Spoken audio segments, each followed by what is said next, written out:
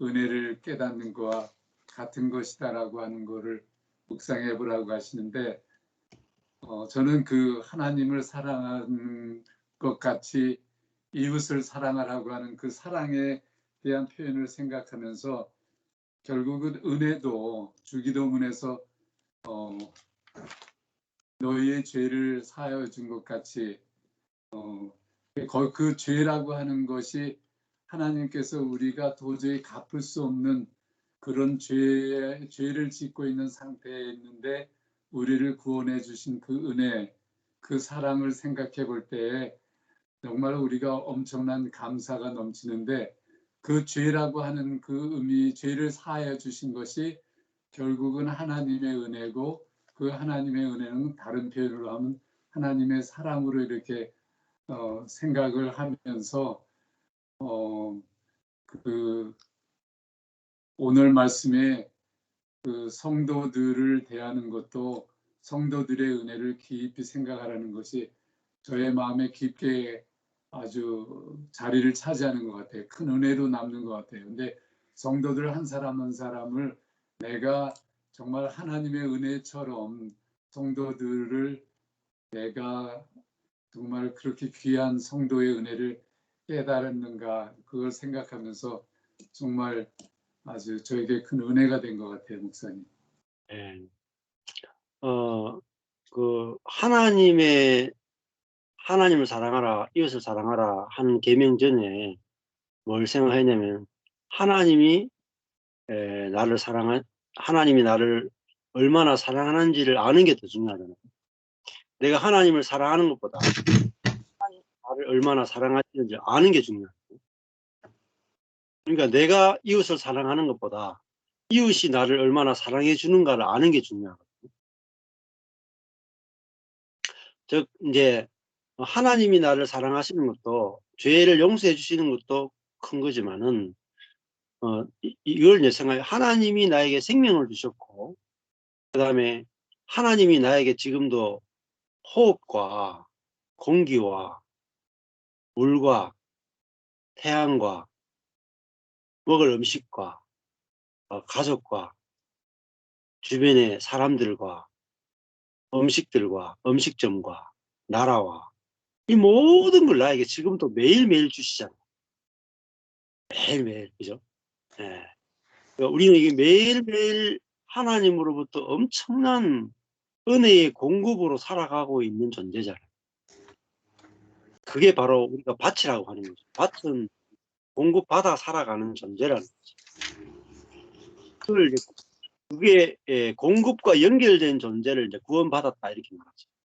하나님의 공급으로 끊임없이 살아가는 그 존재, 그게 바로 인간인데, 마찬가지로 내가 하나님께 사랑받는다는 것은 하나님의 생명과 은혜와 모든 것의 공급으로 살아간다라는 뜻이거든요. 그러면은 내가 이웃의 사랑을 받는다는 건 뭐겠습니까? 이웃의 끊임없는 공급으로 나는 살아간다는 것이죠. 그렇지 않습니까? 네. 내가 이웃이 존재하지 않으면 어떻겠습니까? 내가 자동차를 만든 사람이 없으면 돈이 아무리 많아도 자동차를 살 수가 없겠죠. 또 내가 돈이 많아서 자동차를 설마 샀다 하더라도 도로를 닦는 사람이 없으면은 자동차는 무용지물이잖아요. 그렇잖아요. 그 다음에 설사 도로가 있다 할지라도 차선이 없으면 사고 나겠죠. 그러면 차선을 그려주는 사람이 있어야 되잖아요. 그 다음에 신호등이 또 있어야 될 거 아니에요. 신호등이 있으려고 하면 신호등을 만들어주는 공장과 사람이 또 있어야 되겠죠. 그런 식으로 생각해 보면은, 내가 자동차 하나 몰고 가는 거 하려고 하면 자동차에 필요한 모든 부품을 만드는 모든 공장이 다 있어야 돼. 그거를 부품을 연구하는 사람이 다 있어요. 그러니까 내가 오늘 하루 밥 한 끼 먹는 것만 해도 하나님의 공급뿐만 아니라 사람들의 수많은 공급으로 통해서 내가 밥 한 끼를 먹게 되는 거죠. 네. 내가 쌀 한 톨 먹는데도 이거 쌀 한 톨이 이거 보통이 아니잖아요. 농부가 봄부터 시작해서 가을까지 이 수고하고 땀을 흘려야 한 알에 쌀이 생기고, 이 쌀도 농부가 이 농사만 짓는다고 끝나는 게 아니잖아요. 농사 짓는데 하나님이 햇빛과 비를 다 보내줘야 쌀이 나오고, 그다음에 쌀 나오면 끝납니까? 도정해주는 사람이 또 있어야 돼요. 껍질을 까주는 사람이 있어야 되고, 깎는 거를 또 이거, 예? 유통업자, 유통시켜주는 사람이 있어야 되고, 그죠? 또 뭐, 유통하면 됩니까? 가게를 운영하는 사람이 있어야 돼요. 그러니까, 내 입 안에 쌀 한 톨이 들어오려면 또 우리 집에 가스가, 전기가 들어와요. 그러니까 내가 하루 살아갈 때 필요한 먹는 거, 입는 거, 마시는 거, 모든 것들이 사실상 어마무시한 하나님의 은혜로, 사람들의 은혜로 내가 살아가고 있는 존재라는 거죠. 네, 그걸 알면은 교회도 그렇더라고요. 교회도 목사 힘으로 다 되는 게 아니라 성도들이 헌금도 해야 되고, 성도들이 참여도 해야 되고, 성도들이 마음을 쏟아야 되고, 그 성도들이 나를 또 목사로 불러줘야 되잖아요. 예. 그러니까 불러준 것만 해도 은혜 아니겠습니까? 목사로, 그게 목사로 나를 불러준 것만 해도. 그러니까 내가 하나님과 사람의 은혜로 살아가고 있는 존재구나. 이제 그걸 아는 것이 참 사람이라는 거죠. 나는 은혜로 살아가고 있는 존재구나. 그걸 알면은 뭐 하나님과도 좋은 관계를 맺고 이제 사람들하고도 좋은 관계를 맺게 되는 거예요. 그러면 뭐 모든 것들이 다 좀 쉬워지고 편안해지고 그런 것 같아요. 감사합니다. 그 뭐 나하고 부딪혀도 그 사람이 없으면 뭐 교회가 되겠습니까? 난 그런 사람 뭐 저처럼 그런 나하고 부딪히는 사람들이 다 나가 보니까 교회가 없어지죠. 부딪혀도 있어주는 게 은혜 아니겠습니까? 그죠? 예. 오늘 히브리서 오늘 5장 시작입니다. 그렇게 됐어요? 네, 빨리 갔네. 많이 갔네.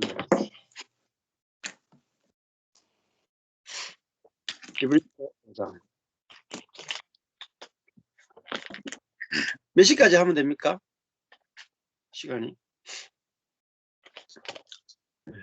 지금 9시 46분입니다. 여기. 그래서 한 3, 40분 정도 하시면 좋을 것 같습니다. 네. 히브리서 4장에도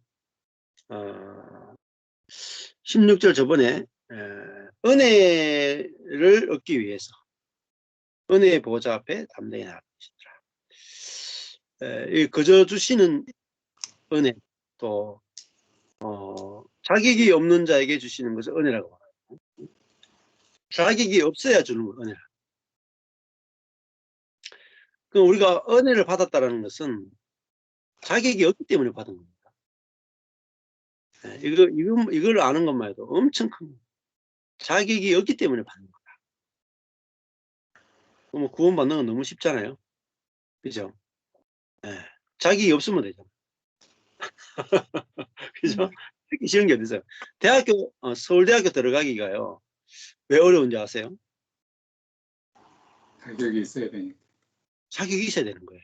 아주 안 좋은 학교라니까요. 그러니까 들어가려고 하면 자격을 자꾸 묻네. 내신도 묻고 뭐 다 묻네. 그러니까요. 들어갈 사람이 제한되잖아요. 전국은요. 자격이 없으면 돼. 얼마나 쉽습니까? 사람들이 오해해가지고 자꾸 천국 들어가는데 자격을 갖추려고. 하나님 나라 들어오는데 자격을. 그런 생각이 옛사람 속에 있으니까 교회도 뭡니까? 자격을 갖추려고 하는 거예요. 자격증을 자꾸 딸라가는 거예요. 11조 자격증, 10계명 자격증, 예배 자격증, 자꾸 자격증을 딸라가는 거예요. 은혜의 보좌 앞에 담대히 나가라 그러잖아요. 왜냐하면 사람들은 자격이 없으면 담대함이 없거든요. 서울대 들어가려고 하면요, 담대함이 생기겠습니까? 어디? 들어가려고 하는데 입구에서 자격증 내시오. 아니, 성적표 내시오. 하는데 됐습니까? 쪽 걸려가지고 아예 저는 서울대 아예 문에도 못 들어가 봤는데 하다가 도저히 안 되겠다 싶어가지고 서울대 발이라도 땅이라도 한번 밟아보자 해가지고 우리 애들 데리고 그냥 차 타고 한번 들어갔다 나왔다니까요. 그래서 갔다 온 사람이라니까요. 제가 이래 봐도 땅 밟기라도 해보자. 그냥 들어가 보니까 별거 아니더만. 근데 뭐 서울대보다 훨씬 좋은 게 이 하나님 나라 아니겠습니까? 근데 하나님 나라는 뭐 서울대와 비교할 수 없는데 참 좋은 게 이게 자격이 없으면 들어와요. 근데 누가 못 들어오느냐? 자격 운운하는 사람 못 들어. 자격 운운하면 못 들어. 자격 따지면 못 들어. 자, 우리는 자격 따지면 싸움이 일어나는 거죠. 당신이 목사의 자격이 있어? 이러면 이제 천국이 안 되는 거죠. 당신이 남편의 자격이 있어? 돈도 안 벌면서 남편의 자격이 있어? 그러면 이제 이게 난리 나는 거야. 그러니까 이 복음을 아는 것은 남편의 자격이 전혀 없는데 남편 구실을 전혀 못하고 아버지 구실도 전혀 못하는데 당신은 남편의 자격이 있고 아빠의 자격이 충분해. 이게 은혜입니다. 네? 네. 그 성도들이 장로인데 11조를 안 해. 예를 들면. 근데 목사가 장로 보면서 당신이 장로의 자격이 있어? 그러면 이게 천국이 안 되는 거라. 근데 야, 장로님은 참 진짜 자격이 있습니다. 진짜 자격이 있습니다. 은혜 받을 자격증을 확실하게 가지고 있습니다. 그러면은 장로가 11조 안 하던 장로가 자격이 있다 그러니까 너무 감동을 받아가 10에 2조를 하는 거야. 그게 은혜의 보호자예요. 은혜의 보호자. 은혜의 통치라는 거예요. 네? 율법으로 다스리는 게 아니라 은혜로 다스리는 거예요.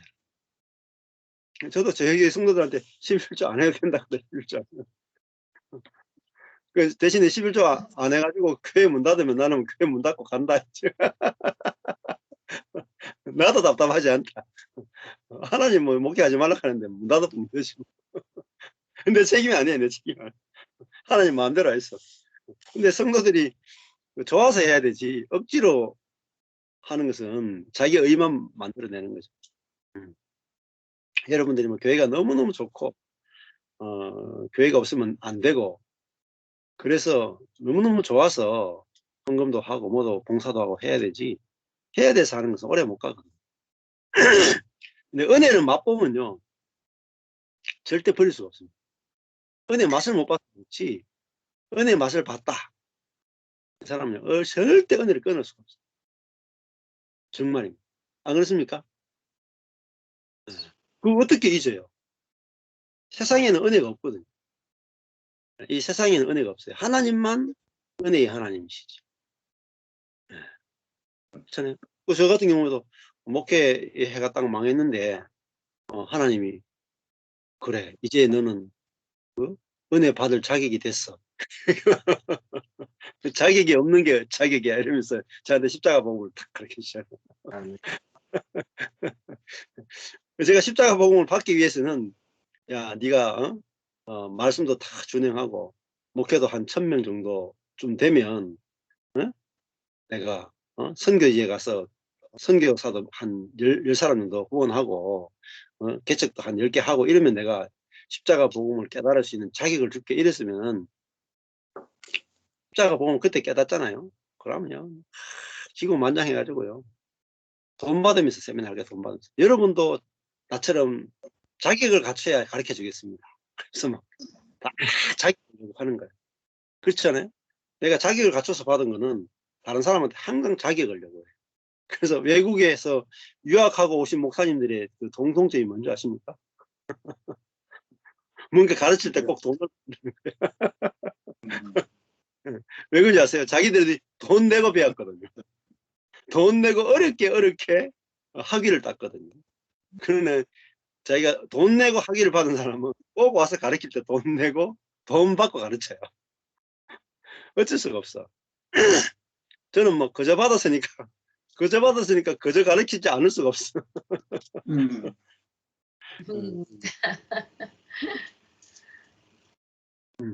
그러니까 이게 자격이 없어야 받는구나.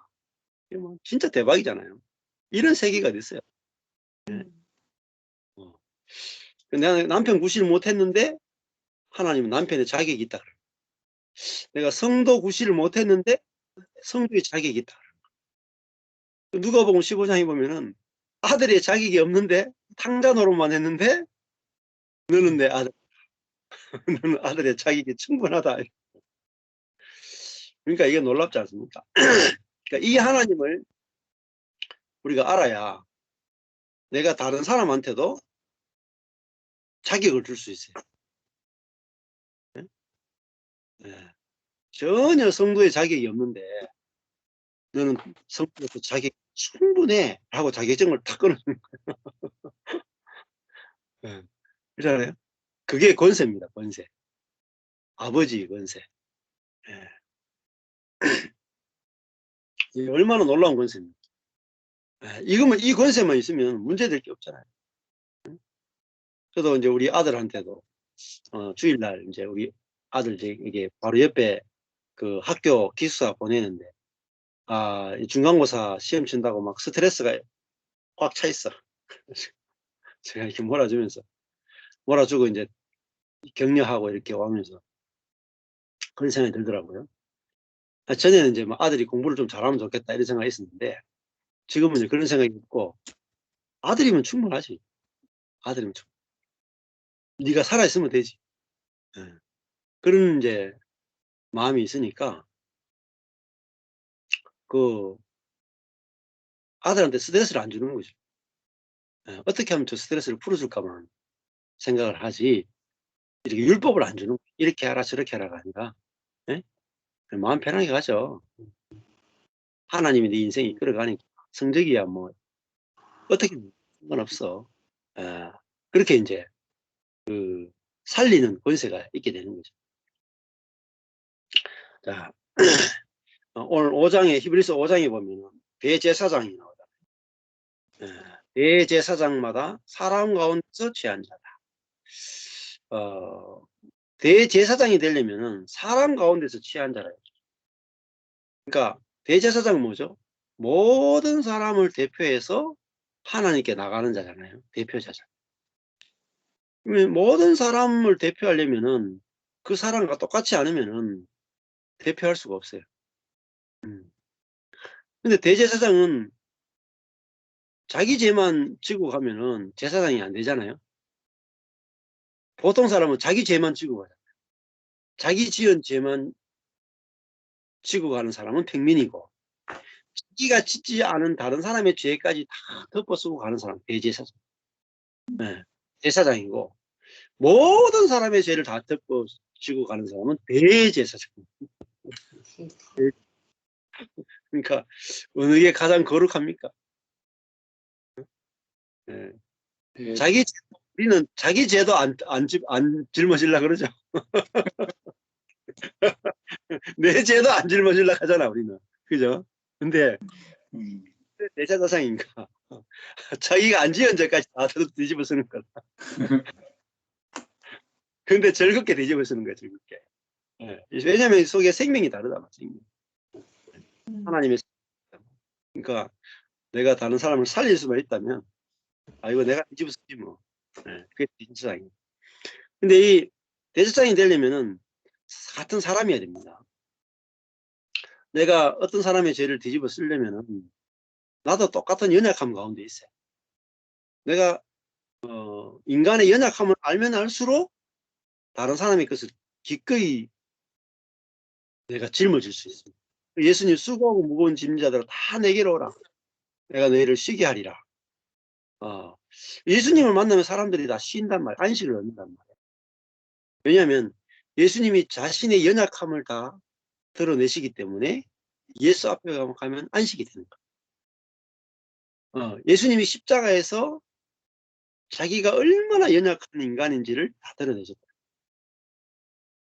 그러니까 히브리서에서 중요한 게 예수님은 우리의 15절에 4장 15절에 대제사장은 우리의 연약함을 뭐죠? 체휼하시는 분이죠. 체휼하시는. 체휼하시는. 연약함이 있어야 뭐가 됩니까? 그 연약함이 오히려 대제사장의 역할을 하는 거죠. 그와 나를 구분하지 않고. 그러면 우리가 다른 사람의 죄를 볼 때 어떻습니까?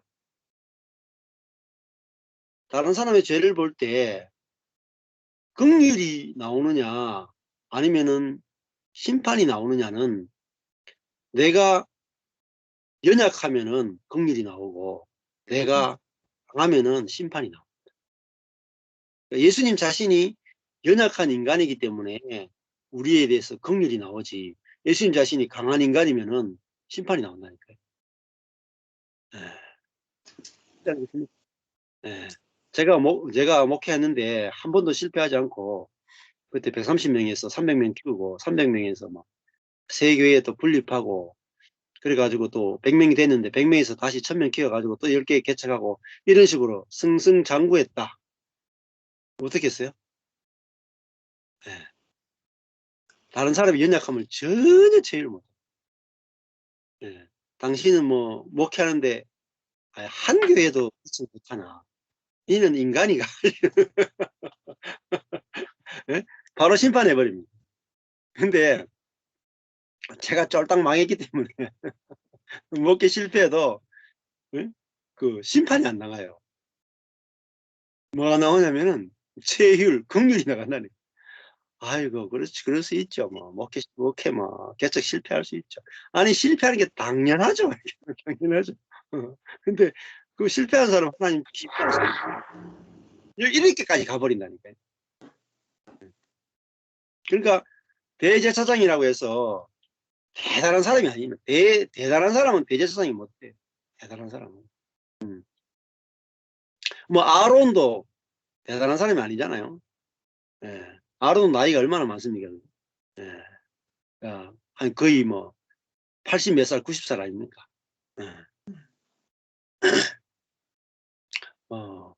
그 노예 출신이고 애굽의 노예 출신 아닙니까? 그래서 우리가 사람을 대표하려면 또 하나님께 쓰임 받으려면 연약함 가운데 있는 사람이에요. 그래야 선악을 아는 지식이 안 나오고 하나님 아버지의 마음이 나와서 하나님과 사람을 중재할 수 있는 사람이 되는 거죠. 그래서 사람 가운데 취한 자다. 이게 굉장히 중요한 말이에요. 사람 가운데 취해. 자, 그래서 하나님께 속한 일에 누구를 위해서요? 사람을 위하여 예물과 속지 않은 제사를 드리게 한다. 사람의 편에 쓴답니다. 연약한 사람의 편에 쓴다. 대제사장이 사람 가운데 취한 자가 아니고 천사 가운데서 취한 자면 어떻게 하겠습니까?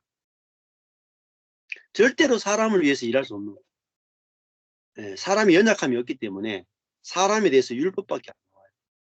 근데 대제사장은 사람 가운데 취했기 때문에 자기가 어때요? 자기가 죄를 짓죠. 대제사장. 자기가 죄를 지으니까 자기 문제예요. 자기 문제. 그러니까 다른 사람이 죄를 지을 때도 똑같은 자리에서 자기가 긍휼을 입어야 되는 자니까 백성들도 긍휼을 입어야 되는 자고 나도 긍휼을 입은 자예요. 그래서 사람을 위해서 기꺼이 예물과 속지 않은 제사를 드리는 일을 맡게 되는 거죠. 자, 이게 중요해요. 그래서 우리의 연약함과 실패는 너무너무 중요합니다. 대제사장의 역할을 하게 만들어줘요.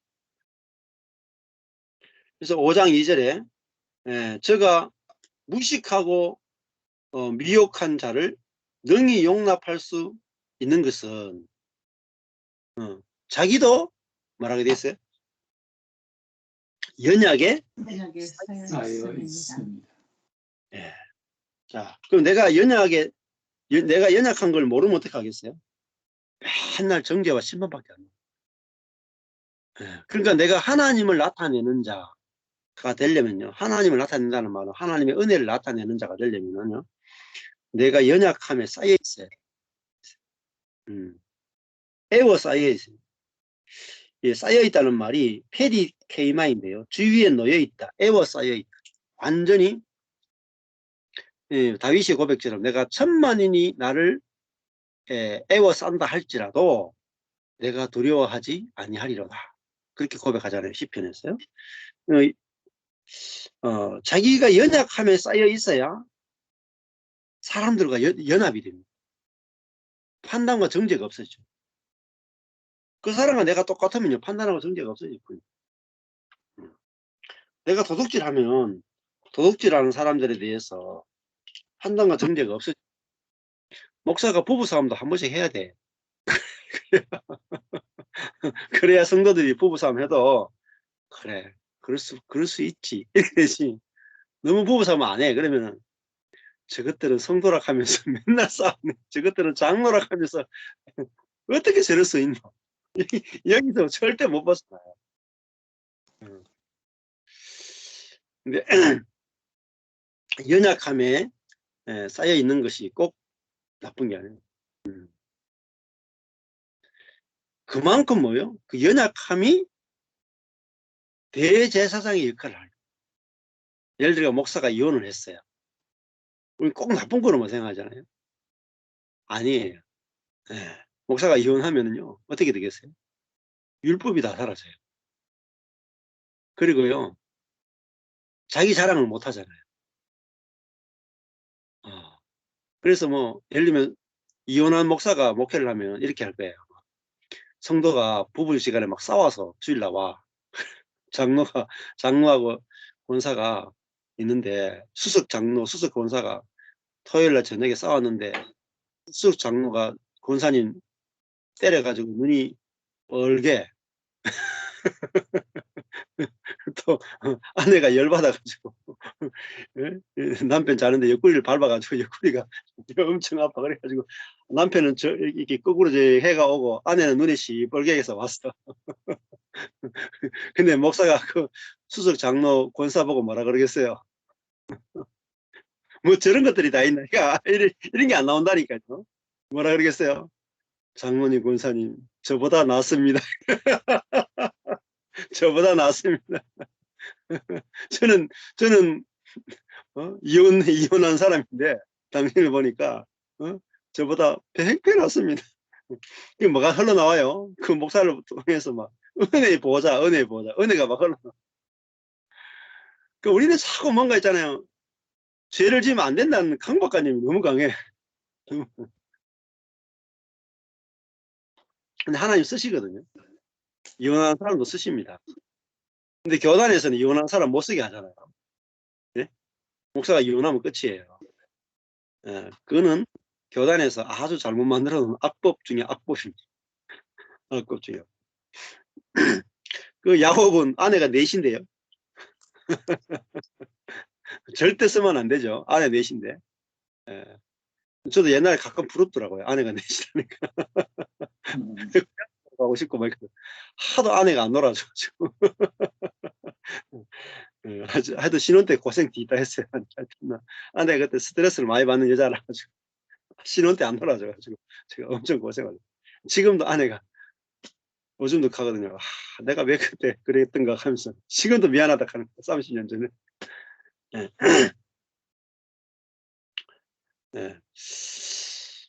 내가 죄에 넘어지거나 죄를 짓거나 실수하거나 이런 것들이 꼭 나쁜 게 아니에요. 그것이 은혜가 흘러나오는 정말 중요한 통로가 되고 도구가 됩니다. 저도 망하는 것 때문에 율법이 사라졌거든요. 안 망했으면요 끝까지 뭐 이래라 저래라가 남아있죠. 자, 그래서 예수님은 연약한 대제사장이다. 이 그리스도만 너무너무 중요한 포인트. 15절에도 연약함. 그리고 2절에도 자기도 연약에 쌓여있다. 그리고 1절에 대제사장마다 사람 가운데서 취한 자다. 예. 그러니까 사람을 완전히 대변할 수 있다는 게 됐습니까? 예. 예. 그러니까 뭐 그 중국 사람들을 살리려면 중국 사람이 제일 잘 대변할 거 아니겠습니까? 일본 사람들을 살리려면 일본 사람들이 일본을 제일 잘 대변할 거예요. 무슬림을 살리려면 무슬림에 있는 사람들이 무슬림을 제일 은혜와 긍휼을 베풀 거 아니겠습니까? 예. 마찬가지로 예수님이 강함에 쌓여 있는 분이라면 절대로 은혜를 흘려보낼 수가 없습니다. 예. 그렇죠? 예. 제가 좀 유학하고 공부도 좀 잘하고 막 박사 학위도 있고 이러면은 아마 좀 잘난 체를 많이 했을 거예요. 율법도 절대 율법 못 버립니다. 유학하신 분들 중에 율법을 버린 사람은 거의 없어요. 예. 너무 아깝잖아요. 너무 아깝잖아. 예. 예. 그래서 저가 2절에 보면 저가 무식하고 미혹한 자를 나오죠. 무식하고 미혹한 자. 알지 못하는 자. 무식하다는 말은 알지 못하는 자. 그리고 미혹한 자가 뭐겠어요? 길을 잃은 자, 빗나간 자, 플라나오, 미혹당하는 자. 미혹당하는 자를 어떻게 해요? 판단하거나 정죄하거나 심판하지 않죠. 어떻게 합니까? 용납. 용납. 용납. 받아주는 거예요. 그게 은혜의 보좌죠. 은혜의 보좌. 은혜라 하는 것은 용납입니다. 어떤 것든지 용납을 베풀어 주는 거죠. 왜 용납을 할 수 있냐? 자기도 연약에 쌓여있기 때문에. 그래서 제가 늘 말씀드린 것처럼 솔로몬이 기생들이 자기 아들이라고 창녀들이 자기 아들이라고 재판해달라 그럴 때 솔로몬이 창녀들을 안 죽이잖아요. 율법으로 치면 죽여야 되는데 안 죽이고 누가 참 엄마인지만 가려내 주잖아요. 그러니까 창녀들을 용납할 수 있는 솔로몬이 창녀들을 돌로 쳐 죽이지 않고 용납한 것은 자기도 연약함에 쌓여있기 때문에 자기도 엄마와 아빠의 간음을 통해서 태어난 아들이잖아요. 자기 출생 자체가 이미 돌에 맞아 죽을 자리에서 뭘 입었습니까? 은혜를 입었는데 어떤 은혜를 입었어요? 오히려 왕이 되는 은혜를 입었죠. 그렇잖아요. 그러니까 자격이 없는 자리에서 오히려 더 큰 은혜를 입었다. 이 돌에 맞아 죽는 그 심판이 아니라 그 용서받는 수준이 아니고, 그죠? 용서 정도 수준이 아니에요. 죄 용서 정도 아니라니까요. 우리가 하나님으로부터 받는 은혜는 우리의 죄가 많은데 우리의 죄를 용서해 주는 정도 수준의 은혜가 아니에요. 그러니까 우리가 자꾸 죄 용서 수준의 하나님의 사랑을 알아서는 안 되거든요. 죄 용서가 아니라 누가복음 15장에 보면은 아들이 돈을 다 탕진하고 오잖아요. 근데 아버지가 아들의 죄를 용서해 줍니까? 용서가 할 수 없어요. 그죠? 용서가 없어요. 그냥 바로 아들의 위치로 회복시켜 버리죠. 막 끌어안고 막 가락지를 끼우고 신발을 신기고 좋은 옷을 입히고 막 잔치를 용서가 아니고 사실은 복음은요 용서 수준이 아니에요. 잔치. 죄 짓고 왔는데 잔치를 벌여버려요. 이게 복음의 능력이죠. 그러니까 무식하고 미혹한 자를 용납 수준이 아니고 은혜를 베풀어 버려요. 그러니까 그 펀치넬로도 보면은 용서 수준이 아니라 You are special. 이렇게 버리잖아요. 죄만 짓고 왔는데 너는 특별해. 이게 은혜죠. 근데 이 예수님이 어떻게 우리의 대제사장이 되는가, 우리를 어떻게 다 구원하는가 할 때 자기도 연약함에 쌓여있기 때문에 능히 연약한 모든 자를 다 품을 수 있는 거죠. 그러니까 우리가 연약함이 크면 클수록 품는 것도 커집니다. 내 자아가 얼마만큼 절망 속에 떨어졌느냐에 따라서 얼마나 많은 사람에 대해서 선하게 판단이 안 나오고 있는 그대로 받아들일 수 있는지가 결정이 됩니다. 그 내 능력이 제로구나 까지 경험한 사람은 능력이 제로인 사람까지 품게 되겠지고요. 내 지혜가 제로이구나 하면은 제로인 사람까지 품게 되는데 내 능력이 한 10 정도밖에 안 되는구나 이렇게 생각하는 사람은 10까지 있는 사람 품을 수 있고, 내 지혜가 10밖에 안 되는구나 하는 사람은 10까지 있는 사람 품고요. 그 밑에 사람 다 정자. 그러니까 그 우리의 삶에서 실패와 한방과 좌절만큼 더 빛나게 놀랍게 쓰여지게 됩니다.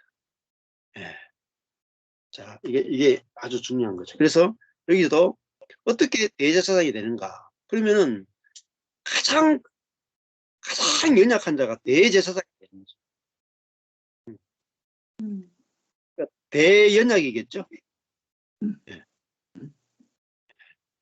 연약한 사람은 제사장이 될 거고 대연약하면 대제사장이 되는 거죠. 그죠? 그러니까 우리도 진짜 다른 사람을 살리는 것은 우리의 연약함입니다. 그래야 판단하고 정죄하는 말이 아니라 그럴 수 있지라는 말이 나오고, 근데 그 말 한마디가 대제사장의 말이고 그 말 한마디가 사람을 막 내가 내 자신을 살려내는 거야. 내가 내 자신한테도 너 옛사람이니까 그럴 수 있어. 그러면은 내 옛사람이 막 살아나는 거야. 낭망하고 좌절했는데 위로받고 살아나는 거죠. 새 사람으로 살아나는 거죠.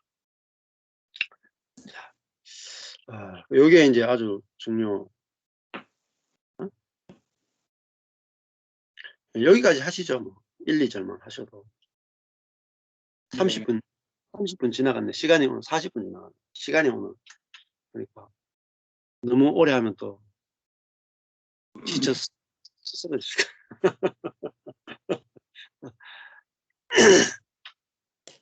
그 히브리서 말씀 가지고 짧게 한마디씩 나눌 거 있으면 나눔하고 마칠게요.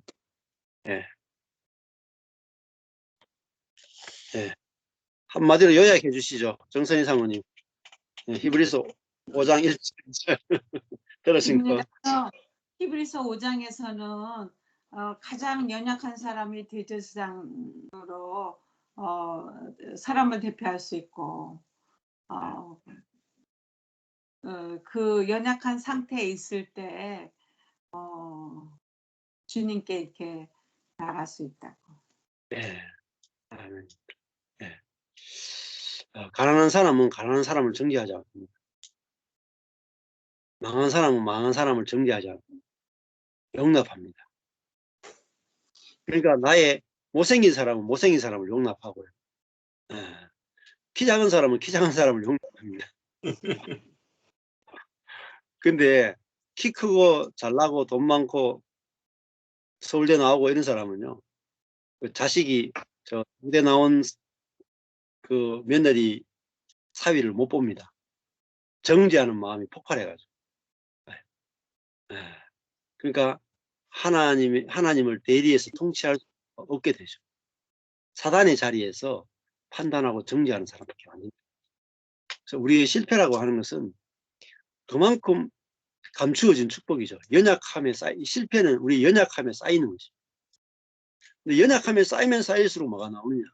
살리는 통치가 됩니다. 근데 이걸 알면은 내 실패한 모든 것을 가지고 뭐합니까? 지배하고 다스리는. 다른 사람을 막 살려내는 통치. 그렇게 되면은 하나님이 나에게 가장 좋은 것을 주셨구나. 그렇게 하면은 사단의 모든 공격이 다 끝나게 돼요. 이게 아주 놀라운 거라고 볼 수 있겠죠. 또 나누고 싶은 게 있습니까? 히브리서 말씀에 대해서. 없습니까? 네, 아멘이.